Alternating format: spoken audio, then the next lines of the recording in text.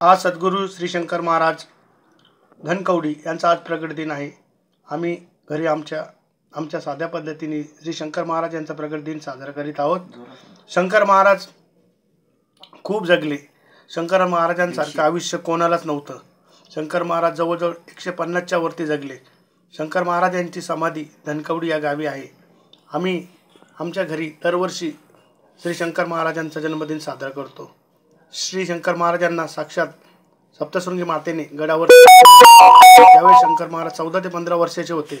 शंकर महाराज खूप आणि त्यांची शक्ती आणि भक्ती खूप होती त्यांच्यामध्ये।